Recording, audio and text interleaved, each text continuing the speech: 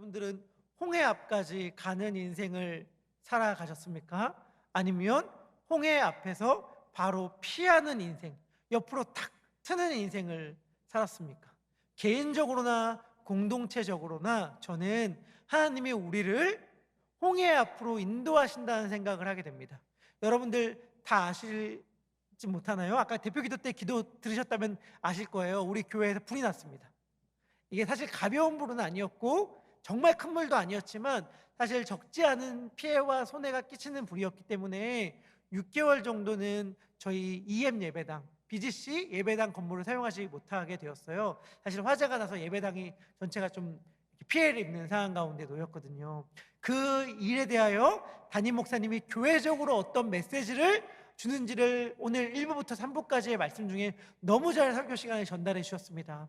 혹시 고난과 어려움, 특별히 화재 사건과 관련돼서 하나님의 뜻을 알고 싶으시다면 오늘 담임 목사님이 전한 말씀을 들어도 좋을 것 같아요.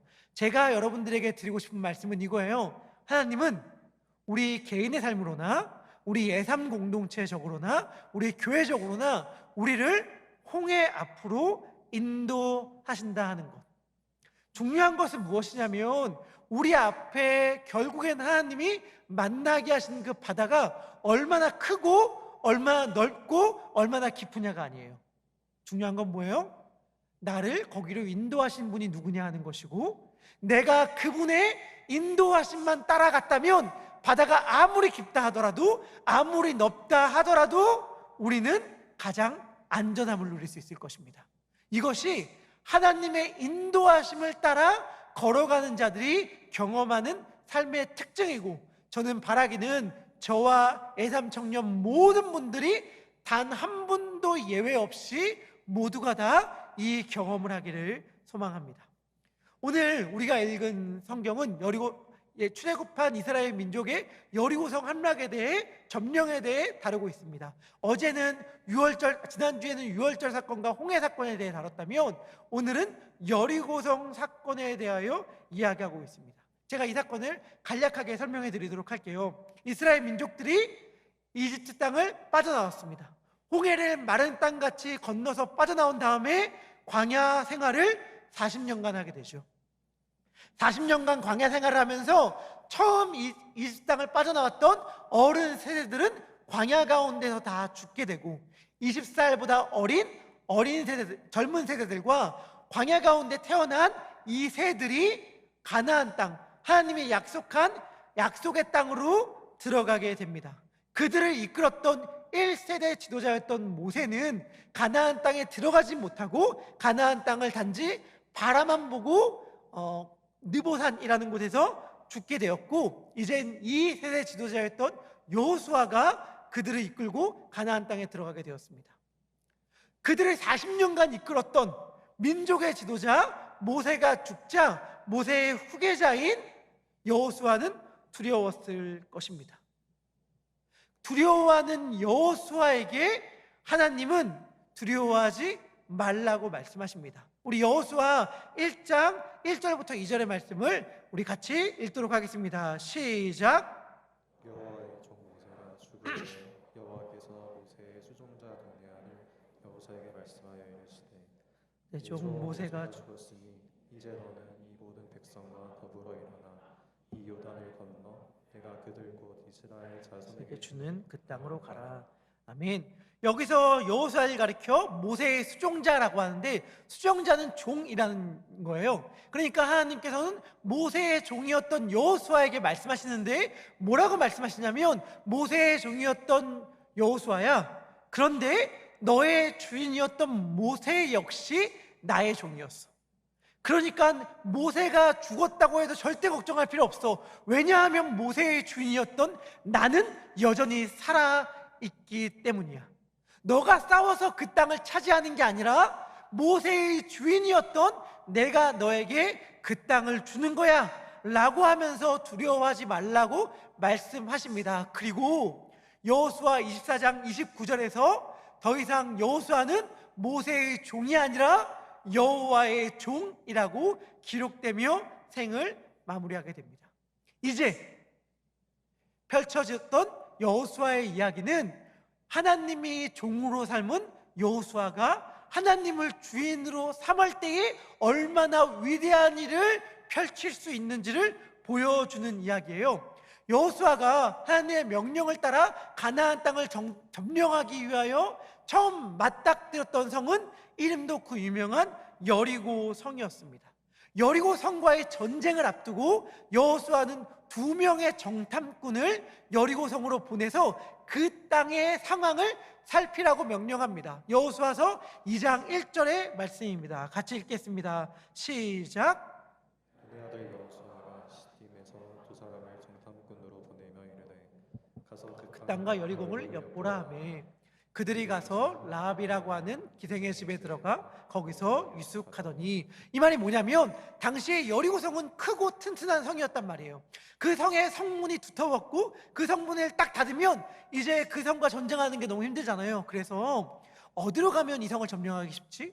어디로 찾아가면 이 성에 약점이 있지? 라는 걸 미리 전쟁을 앞두고 파악하기 위하여 여호수아가 2명의 정탐꾼을 여리고성으로 보내서 그 땅의 상황을 살펴봐라 라고 말을 했고, 그 일들을 감당하기 위하여 2명의 정탐꾼은 당시에 술집을 운영했던 여인이었던 라합이 운영하는 술집을 찾아가게 됩니다. 그런데 문제가 발생했습니다. 여리고 성도 알고 있었거든요. 뭘 알고 있었냐면 자신을 점령하려 이스라엘 군대가 자기들을 공격하러 온다는 걸 알고 있었어요. 그 상황을 자세히 살피고 있었는데 이미 여리고 왕의 귀에 소문이 들어갑니다. 무슨 소문이 들어갔냐면 이스라엘에서 정탐꾼을 여리고 성으로 보냈다는 소문을 듣게 된 거예요. 그래서 그 정탐꾼을 잡기 위하여 여리고 왕이 군사를 라합이 운영하는 술집으로 보냅니다. 그러니까 술집으로 막 찾으려고 여리고의 군사들이 도착했는데 그 술집을 운영했던 라합이란 여인이 그들에게 이렇게 말하는 거예요. 낯선 사람이 찾아왔긴 찾아왔는데 저는 그들이 이스라엘이 보낸 정탐꾼인지는 알지 못했습니다. 그들은 지금 막 날이 저물 때에, 날이 저물면 성문이 닫히거든요. 성문이 닫힐 이 시간쯤에 막 밖으로 빠져나갔습니다. 그런데 지금 만약에 급하게 밖으로 나가면 그들을 따라잡을지도 모릅니다 라고 이 라합이란 여인이 여리고의 군사들에게 얘기해서 이 여인의 말을 듣고 이 군사가 급하게 그 정탐꾼을 잡으려고 성 밖으로 나가기 시작하고 성문은 밤이 되어서 닫혔습니다. 그런데 이 라합이라는 여인이 사실은 거짓말을 했어요. 이스라엘 군사들을 살려주기 위하여 그들을 지붕 위에 몰래 숨겨놓고 여리고의 군사들에게는 그들이 밖으로 빠져나왔다고 거짓말했거든요. 왜 이 여인이 자기 나라의 군대에게 거짓말하였는가? 그 이유를 여호수아서 2장 9절부터 14절에서 이야기하는데 제가 읽을게요. 이 말씀은 제가 읽을 테니까 눈으로 잘 따라오면서 이 여인의 말을 귀 기울였으면 좋겠습니다. 이 여인이 왜 자신의 나라의 군사들에게 거짓말을 하였는지에 대한 설명이에요. 자, 이 여인이 정탐꾼에게 하는 말입니다. 말하되 여호와께서 이 땅을 너희에게 주신 줄을 내가 아노라. 우리가 너희를 심히 두려워하고 이 땅 주민들이 다 너희 앞에서 간담이 녹나니 이는 너희가 애굽 땅에서 나올 때에 여호와께서 너희 앞에서 홍해물을 마르게 하신 일과 너희가 요단 전쪽 아모리 사람의 두 왕 시온과 옥에게 행한 일 곧 그들을 전멸시킨 일을 우리가 들었습니다. 우리가 듣자 곧 마음이 녹았고 너희로 말미암아 사람이 정신을 잃었나니 너희의 하나님 여호와는 위로는 하늘에서도 아래로는 땅에서도 하나님이시라. 그러므로 이제 청하노니 내가 너희를 선대하였은즉 너희도 내 아버지의 집을 선대하도록 여호와로 내게 맹세하고 내게 증표를 내라. 그리고 나의 부모와 나의 남녀 형제와 그들에게 속한 모든 사람을 살려주어 우리 목숨을 죽음에서 건져내라.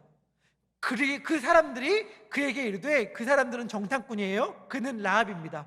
내가 우리의 이 일을 누설하지 아니하면 우리의 목숨으로 너희를 대신할 것이요 여호와께서 우리에게 이 땅을 주실 때에는 인자하고 진실하게 너희를 대우하리라. 아멘. 무슨 말인지 아시겠어요?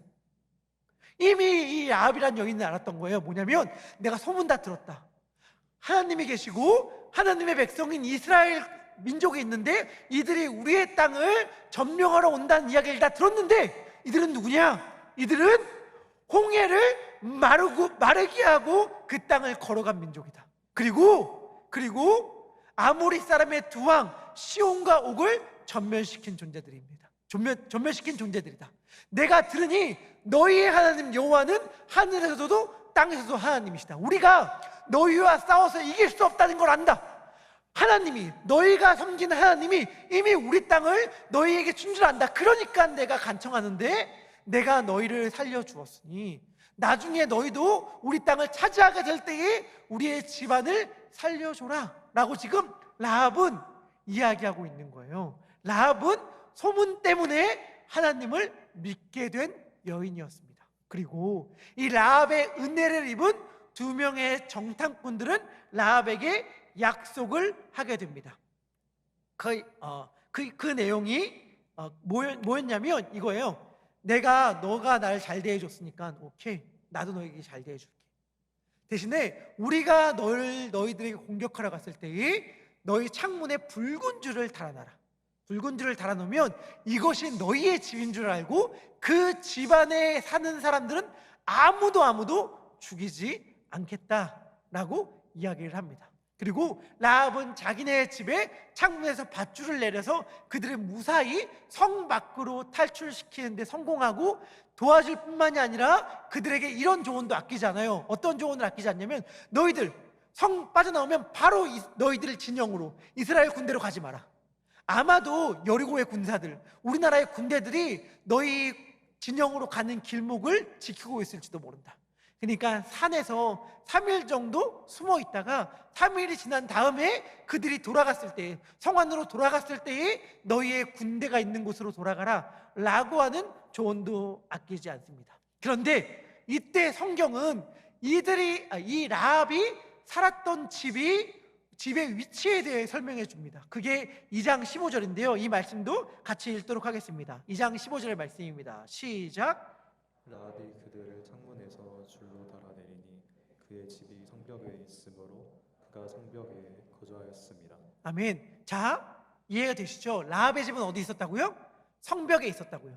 그리고 라합이 이 모든 이야기들을 정탐꾼과 나눈 다음에 성벽에 있는 자신의 집에 창문을 열어서 밧줄을 달고 이들의 밧줄을 타고 내려가서 탈출시키는 데 성공하게 되고 이들은 자기의 군대 진영으로 돌아가게 됩니다. 그리고 이스라엘 민족들은 요단강을 건너 여리고성을 점령하게 되는 이야기가 여호수아서 6장에 나옵니다. 그런데 이때 하나 여러분들 짚고 넘어가야 될 게 있어요. 그게 뭐냐면 지금 여호수아가 여리고성과 그 땅을 살피고 돌아오라고 정탐꾼의 임무를 준 거잖아요. 그 땅의 상황을 살펴서 전쟁을 어떻게 하면 이길 수 있을지 군사작전을 짜기 위해 2명의 정탐꾼을 보낸 것인데 사실 성경은 이들이 정탐하고 돌아온 여리고성의 상황에 대해 하나도 기록하고 있지 않아요. 이들은 여리고성을 정탐하지 않았어요. 오직 이들이 한 일은 딱 하나였습니다. 그게 뭔지 알아요? 라합 만나고 돌아오는 거. 그러니까 사실은 이들의 임무는 뭐였냐면 그곳 가운데서, 그 땅 가운데서 하나님을 두려워하고 하나님의 말씀에 귀를 기울였던 사람을 살리는 역할을 하기 위하여 하나님은 여호수아를 통해 2명의 정탐꾼을 보낸 거예요. 그러니까 사실은 2명의 정탐꾼이 한 일은 라합 구출 작전이다 라고 볼 수도 있을 것이고 굉장히 신빙성 있게 전해져 오는 이야기, 아마 이건 맞을 확률이 굉장히 높은데 그게 뭐냐면 이 2명의 정탐꾼 중 1명의 이름이 살몬이라는 사람이고 이 살몬이 결국엔 라합과 결혼하게 됩니다. 그리고 이들이 예수님의 족보에 이름을 올리게 되죠. 하나님께 순종하니까 목숨이 살 뿐만이 아니라 좋은 남편도 얻게 되고 예수님의 족보까지도 오르게 된다는 이야기를 성경은 우리들에게 들려줍니다. 자, 이제부터 본격적으로 여리고성 전투가 시작됩니다. 하나님은 여호수아서 6장에서 여리고성 전투를 어떻게 해야 하는지 군사작전을 직접 짜서 여호수아에게 알려줍니다.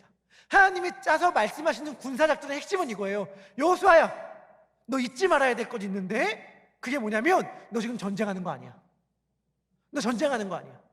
전쟁은 이미 내가 했고 내가 끝냈어. 내가 이미 승리했어. 너가 하는 것은 전쟁이 아니라 예배야. 여러분, 이거 우리 너무 명심해야 돼요. 우리 마치 전쟁과도 같은 삶들을 살아가잖아요. 학업도 될 수 있고 직장 생활도 될 수 있죠. 하나님은 우리들에게 이렇게 말씀하시는 거예요. 야, 너가 지금 하는 것 학업 아니야. 직장 생활 아니야. 너가 지금 하는 것은 예배야. 이 말씀을 하나님께서는 우리들에게도 하고 계십니다. 너는 그냥 나를 예배하기만 하면 돼. 여호수아서 6장 2절의 말씀입니다. 우리 같이 읽도록 하겠습니다. 시작. 여호와께서 여호수아에게 이르시되 보라 내가 여리고와 그 왕과 용사들을 네 손에 넘겨주었으니. 아멘. 하나님께서는 여호수아에게 이미 말씀하셨어요. 내가 이미 승리했다. 내가 이미 다 너에게 넘겨줬다. 그러니까 넌 날 예배하면 되는데 어떻게 예배해야 되는지를 알려줄게 라고 하면서 여리고성 전투를 예배적 방식으로 어떻게 하는지 알려줍니다. 그게 뭐냐? 우리 한 번씩 들어봤을 텐데 어떻게 하냐면 이스라엘 민족 가운데 7명의 제사장을 세웁니다. 7명의 제사장에게 순양의 뿔로 만든 나팔 하나씩 줘요. 7명의 제사장이 나팔 하나씩 들었다면 나팔은 몇 개예요? 7개. 이 제사장의 바로 뒤에 언약궤를 둡니다. 그리고 이 제사장 바로 앞에는 소수 정예의 무장한 사람들을 두고 이스라엘 전 군대가 이 제사장 뒤에 있는 언약궤 뒤에 행진하여 딱 섭니다. 하나님 말씀하십니다. 뭐라고 말씀하시느냐? 이제부터 너가 할 일은 이건데 잘 들어라. 제사장은 나팔을 불고 너희들은 하루에 한 바퀴씩 여리고성을 돌아라. 하루에 몇 바퀴? 한 바퀴. 둘째 날이 되면 몇 바퀴? 2바퀴가 아니라 한 바퀴. 셋째 날에도 한 바퀴, 넷째 날, 다섯째 날, 여섯째 날에도 하루에 한 바퀴씩 여리고성을 삥 돌아라. 다른 것 안 해도 되나요? 네, 안 해도 됩니다. 하나님 말하는 거예요. 그리고 마지막 7째 날에는 한 바퀴가 아니라 7바퀴를 돌아라. 7바퀴를 돌고 7바퀴를 돌 때에 마지막 7바퀴를 돌면서는 고함을 와 질러라. 그러면 여리고성이 무너질 것이다. 그때 너희들은 그 성에 들어가서 그 땅을 점령하면 된다라고 하나님이 말씀해 주십니다. 얼마나 황당한 이야기예요. 얼마나 황당한 이야기예요. 그냥 아무것도 하지 않고 성을 빙글빙글 돌다가 고함 지르면 성이 무너질 거라니 얼마나 말도 안 되는 이야기입니까? 하지만 여호수아는 하나님의 이 말씀을 신뢰했어요. 그리고 여호수아가 또 행동한 중요한 행동, 여호수아는 알고 있었어요. 이스라엘 민족들이 이 이야기를 들었을 때에 얼마나 황당해하고 당황해하고 말도 안 되는 일이라고 생각할지를 알고 있었어요. 말도 안 되는 일이라고 생각하게 되면 어떻게 해야 돼요? 얘기하죠. 그리고 이게 뭐야? 불평하게 되고 의심하게 되잖아요. 의심과 불평이 이스라엘 전체 진영에 퍼지는 걸 막기 위하여 여호수아는 그들에게 말합니다. 너희들 이제부터 아무 말도 하지 마. 행진할 때 너희들 입 절대 열지 마. 너희들 입 열어봤자 좋은 말 안 할 거 알아. 찬양할 것 아니잖아. 그러니까 입 다물어. 아무 말도 하지 마 라고 말해요. 그리고 아무 말도 하지 않고 그들은 여리고성을 돌기 시작합니다. 여러분들 절대로 오해하면 안 되는 게 있어요. 그게 뭐냐면 당시의 여리고성은 이스라엘 군대를 두려워했어요. 라합이 했던 말이 그냥 라합 혼자만의 생각은 아니었습니다. 홍해를 가른 신 아모리 사람의 두 왕을 전멸한 군대가 이스라엘 군대였다는 걸 알고 있었기 때문에 여리고성은 이스라엘을 두려워했어요. 우리와 그들이 전쟁하면 우리가 질지 몰라 라고 하는 마음을 그들은 갖고 있었던 거예요. 하지만 우리 혹시 조금 이런 분야에 관심이 있는 분들은 아실 수 있는데 공성전, 그러니까 성을 중심으로 두고 전쟁을 벌일 때에는 공격하는 쪽이 유리합니까? 수비하는 쪽이 유리합니까? 수비하는 쪽이 압도적으로 유리하잖아요. 만약에 여리고성에 있는 군대가 이스라엘 군대의 전멸, 그들을 완전히 물리치는 걸 목표로 뒀다면 이 전쟁이 어떻게 될지 알지 못했을 것입니다. 하지만 여리고성 군대의 목적은 오직 하나였어요. 그게 뭐냐면 성을 지키는 것, 함락당하지 않는 것. 그러니까 그들이 마음 먹고 난 나가지 않고 그냥 성만 지킬래 라고 하면 이 성을 점령시키는 것이 너무너무 어려운 건데 여리고성은 싸우지 않기로 결정합니다. 여호수아서 6장 1절의 말씀입니다. 우리 함께 여호수아서 6장 1절의 말씀을 같이 읽도록 하겠습니다. 시작. 이스라엘 자손들로 말미암아 여리고는 굳게 닫혔고 출입하는 자가 없더라. 아멘. 그러니까 여리고성은 그냥 그 성을 지키기로 결심하고 굳게 닫혀 있고, 이스라엘 민족들은 그들을 도발하거나 그들을 향해서 막 밧줄과 사다리를 타고 올라가서 그 성을 점령하려고 하는 공격 시도를 하거나 그러지 않고 하루에 딱 한 바퀴만 돌았습니다. 하루, 이틀, 3일, 그리고 7일째 되는 날, 평소에는 한 바퀴씩만 돌았는데 그날은 7바퀴를 돌았습니다. 6바퀴를 돌고 마지막 7바퀴를 돌 때 지금 도는 횟수가 7번째임을 알리는 제사장들의 나팔 소리가 울려 퍼지자 여호수아가 외치는 거예요. 하나님이 이 성을 우리에게 주셨다. 모두 다 큰 소리로 외쳐라. 하나님이 라합의 집안을 제외한 이 성에 사는 모든 사람들을 다 우리의 손에 주셨으니 그것을 믿고 다들 소리쳐 외치자 라고 하자 모든 이스라엘 군대가 갑자기 한 목소리로 고함을 치기 시작했습니다. 그러자 그 두터웠던 여리고성이 갑자기 쩍쩍 금이 가기 시작하더니 와르르 무너져 내리기 시작했습니다. 여호수아서 6장 20절의 말씀입니다. 우리 같이 읽도록 하겠습니다. 시작.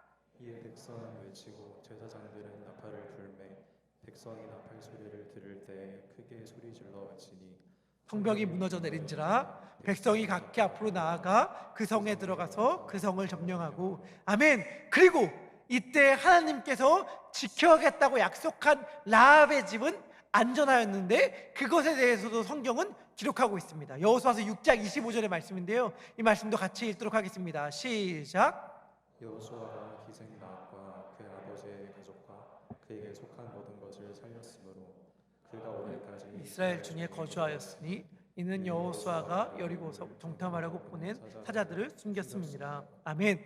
이게 여리고성 이야기예요. 이야기 사실은 많이 다 알고 계시죠? 다 거의 대부분 알고 계실 이야기입니다. 그런데 이 여리고성의 점령한 이야기가 기독교인들에게는 약간 애매하게 적용이 되었어요. 그게 뭐냐? 이게 미신이라고 말하기도 믿음이라고 말하기도 약간 애매한 방식의 유산을 후에 기독교인들에게 남겨주셨는데, 그게 뭐냐면 소위 땅밟기라는 것입니다. 혹시 들어보셨습니까? 믿음을 가지고 어떠한 땅을 밟으면서 기도하면 그 땅을 우리들에게 주신다는 그런 유산 아닌 유산을 기독교인들에게 남겨주었죠. 그래서 어떠한 지역의 복음화를 위해서 그 땅을 밟으면서 믿음을 가지고 그 땅을 밟으면서 걷거나, 혹은 뭐 좀 더 1차원적으로 적용한다면 들어가고 싶은 대학 여러분들 가고 싶은 대학 있습니까? 그 대학의 주위를 하나님이 학교를 저에게 주십시오 라고 하면서 빙글빙글 돌면서 걷거나, 혹은 들어가고 싶은 회사를 그 주변을 믿음을 가지고 걷거나, 혹은 이런 분들 계시는가요? 사모하는 이성 주위를 믿음을 가지고 빙글빙글 돌거나, 여러분들 혹시 내 주위에 혹시 도는 사람이 있었어? 라고 한다면 이분이 나에게 마음이 있는가 생각하셔도 될 것 같은데, 여하튼간 그런 식으로 적용이 되었어요. 물론 저는 이러한 행동을 미신이라고 아예 폄훼하고 싶지는 않아요. 어떠한 지역을 가지고 주님께서 주신 거룩한 부담감을 가지고 이 땅에 부흥이 일어나게 해달라고 기도하거나 이 땅에 빛이 임하게 해달라고 기도하는 행동들은 얼마든지 가능하니까. 하지만 우리가 절대 잊어서는 안 될 것이 있습니다. 반드시 기억해야 될 것이 있어요. 그것은 무엇이냐면 여리고성이 왜 무너졌는가 하는 거예요. 여러분, 질문해 볼게요. 여리고성이 왜 무너졌어요? 이스라엘 민족들이 여리고성을 주위를 빙글빙글 돌아서 무너졌나요? 혹은 이스라엘 민족들이 갑자기 소리를 꽥 하고 지르니까 무너졌나요? 아니에요. 이스라엘 민족들이 여리고성을 돌아서 여리고성이 무너진 게 아닙니다. 이스라엘 민족들이 고함을 질러서 여리고성이 무너진 게 아닙니다. 여리고성은 왜 무너졌어요? 여리고성이 무너진 이유는 이스라엘 민족이 하나님께 순종했기 때문이에요.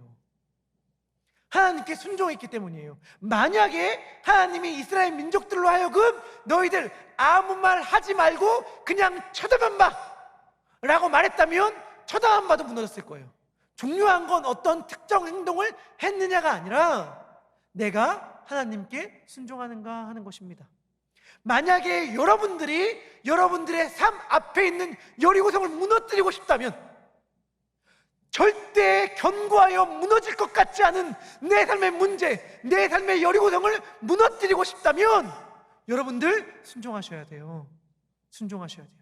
우리가 하나님께 순종할 그때만 여리고성은 무너질 것입니다. 하지만 저는 오늘 더 중요한 이야기를 하려고 해요. 그것은 무엇이냐? 잘 들어야 하는데 그것은 무엇이냐면 여리고성은 무너지지 않았다는 것입니다. 아니, 방금 여리고성이 무너졌다고 말했는데 무너지지 않았다고 말하는 건 또 무슨 의미입니까? 네, 맞아요. 여리고성은 무너졌지만 여리고성은 무너지지 않았습니다. 언제까지요? 6번째 날까지. 아니, 7번째 날에 6바퀴째까지 여리고성은 무너지지 않았습니다. 여러분들, 우리가 반드시 명심해야 될 것이 있는데 우리는 기대해요. 하루에 한 바퀴씩 돌면 하나님이 성을 주겠다고 말하면 한 바퀴, 두 바퀴, 세 바퀴, 네 바퀴, 다섯 바퀴 돌 때마다 최소한 성에 자그마한 금이라도 가고 균열이라도 가기를 기대한다고요. 하나님이 나에게 이 문제를 해결해 주겠다고 약속하셨으면 내가 기도할 때에 그 문제가 조금이라도 해결될 기미라도 보이기를 우리는 기대한다고요. 그런데 조금도 해결될 기미가 보이지 않아. 조금도 흔들리지 않아. 조금도 요동하지 않아. 아니, 더 견고해졌어. 그러면 어때요? 마음에 낙심이 오고 하나님께 순종하기를 멈추게 되죠. 하지만 여러분들, 절대 잊지 말아야 될 사실, 여리고성은 무너지지 않았다는 것입니다. 6번째 날까지는. 아니, 7번째 날 6바퀴째까지는 절대 무너지지 않았어요. 그런데 7번째 날 7번째 바퀴를 도니까 바로 그때 와르르 무너지는 거예요. 하나님은 늘 언제나 그러한 방식으로 일하세요. 여러분들, 기도하고 있는 문제 있죠? 조금도 바뀌지 않을 것 같죠? 기도 오랫동안 했는데 조금도 흔들리지 않을 것 같죠? 상관없어요. 상관없어요. 지금 내 눈앞에 있는 문제가 아무리 크고 아무리 거대해도 전혀 상관없어. 내가 오랜 시간 기도했는데 조금도 바뀌는 것처럼 보이지 않아도 전혀 상관없어요. 왜? 그게 아무리 거대해도 하나님이 손가락 한 번 대면 완전 무너지니까. 완전 무너지니까. 지금 그 성이 얼마나 거대하냐는 하나도 중요하지 않습니다. 중요한 것은 내가 하나님의 명령에 순종하고 있는가요? 하나님의 명령에 순종하기만 한다면 여리고성이 무너지지 않고 있어도 괜찮아. 왜냐하면 결국에 하나님은 그 성을 우리들에게 주고 말 테니까. 하나님의 일하심은 언제나 이런 방식으로 이루어집니다. 여러분들 기억하세요. 아람 군대 장관이었던 나아만의 나병 역시 낫지 않았어요. 언제까지? 요단강의 몸을 6번째 담글 때까지 낫지 않았단 말이에요. 그런데 7번째 몸을 담그자 낫게 되는 거예요. 3년 반의 극심한 가뭄 후에 기도했지만 비올 기미조차 보이지 않아. 그런데 7번 기도를 마치니 손바닥만한 구름이 뜨는 것. 그게 하나님이 우리들의 삶 가운데에 일하는 방식입니다. 여러분들의 눈앞에 있는 견고한 여리고성을 바라보며 반드시 기억해야 할 사실이 있습니다. 지금 나의 기도가 7일에 6바퀴째일지 모른다. 그러니 기도하기를 쉬지 말고 부르짖자. 하나님 앞에 순종하기만 한다면 하나님이 결국엔 이 성을 무너뜨리실 것이다. 저는 우리 예삼의 청년들이 그러한 믿음을 가지고 포기하지 말고 계속 기도하고 하나님께 순종하기를 소망합니다. 또 하나 잊지 말아야 할 것이 있습니다. 그것은 여리고성이 다 무너지고 그 성에 살던 사람들이 다 이스라엘 군대에 의하여 멸망을 당했는데 살아남은 집안이 있죠. 누구의 집안이에요? 라합의 집안. 그런데 여러분들, 라합의 집이 어디에 있었는지 아까 기억하시나요? 라합의 집 어디 있어요? 성벽 위에 있었다고 여호수아서 2장 15절에 기록하고 있습니다. 당시 여리고성이 이중으로 된 성벽으로 이렇게 만들어졌을 것이다 라고 많이들 추측하고 고고학적 증거를 살펴보면 이 추측은 맞을 것입니다. 하지만 우리가 반드시 잊지 말아야 될 것, 성경은 여리고성이 어떤 구조로 되어 있는지 관심이 없어요. 여리고성이 역사상 가장 오래된 성읍이라고 얘기하거든요. 성경 근데 그 얘기하지 않아요. 여리고성의 크기 이야기하지 않습니다. 여리고성에 살던 주민 숫자 이야기하지 않아요. 성경이 이야기하는 것 딱 하나. 그게 뭐예요? 라합의 집이 성벽 위에 있었다. 우리가 성경에 기록하고 있지 않는 다른 자료들 알아보면서 여리고성에 대해 추측하는 건 나쁜 일 아니고 좋은 일이고 성경을 사모하는 일일 수 있어요. 하지만 성경의 관심은 그게 아니에요. 성경의 관심은 뭐냐면 라합의 집이 성벽 위에 있었다는 거예요. 그러면 우리는 놀라운 사실 하나 깨닫게 됩니다. 그게 뭐냐? 여리고성이 무너졌을 때에 라합의 집만은 무너지지 않았다는 사실. 그게 아마 라합의 집 안에 있던 사람들이나 라합의 집을 바라보고 있던 사람들에게는 굉장히 상징적인 메시지로 자리 잡게 하기 위하여 아마도 라합의 집 부분만은 무너지지 않았겠죠. 그 집에 있던 사람들은 다 살아있게 되었으니까. 그러니까 이렇게 말할 수도 있는 거예요. 여리고성은 무너졌지만 여리고성은 무너지지 않았어요. 라합이 있던 그 부분에 여리고성만은 무너지지 않았습니다. 그런데 왜 무너지지 않았나요? 왜 무너지지 않았나요? 여리고성이 무너지지 않은 이유에 대하여 히브리서 11장 31절은 이토록 명쾌하고 분명하게 이야기합니다. 함께 읽겠습니다. 시작. 믿음으로 기생에 나아던 정탐꾼을 평안히 영접하였으므로 순종하지 아니한 자와 함께 멸망하지 아니하였도다. 아멘. 라합의 집이 무너지지 않았던 이유도 여리고성이 무너졌던 이유와 완전히 동일합니다. 완전히 동일합니다. 그게 뭐죠? 순종. 라합의 집은 순종하지 아니한 자와 함께 멸망하지 않았다고 말해요. 왜? 순종했기 때문에. 라합의 집은 무너지지 않았어요. 왜? 하나님의 명령에, 하나님의 말씀에 순종했기 때문에 말입니다. 말씀을 마무리합니다. 우리의 삶 가운데에 언제 끝날지 모르는 견고한 여리고성이 있죠. 언제쯤 이 문제가 끝나죠? 언제쯤 이 일이 해결될 수 있죠? 하나님, 제가 지금 기도하고 있는 이 바퀴는 도대체 몇 번째, 몇 바퀴의 날입니까? 라고 묻는 그런 문제들 우리들 가운데 있을 수도 있다는 사실을 생각하게 됩니다. 나는 지금 드리는 기도가 7째 날에 7바퀴인 것 같은데요. 아니, 7째 날에 7바퀴가 아닌 것 같아요. 7째 날에 10바퀴인 것 같아요. 10번째 날에 10바퀴인 것 같아요. 도대체 언제입니까? 라고 우리는 질문할지 모르겠습니다. 하지만 여러분, 반드시 기억해야 할 사실은 무엇이냐면 이미 여리고성은 무너져 있었다는 거예요. 왜? 하나님께서 전쟁을 시작하시기도 전에 말씀하여 주셨잖아요. 내가 이 성을 너희에게 주었다. 여러분, 우리의 기도는 어쩌면 그 성을 무너뜨리기 위한 기도는 아닐지 몰라요. 우리의 기도는 어쩌면 성을 무너뜨린 하나님을 신뢰한다는 고백일 거예요.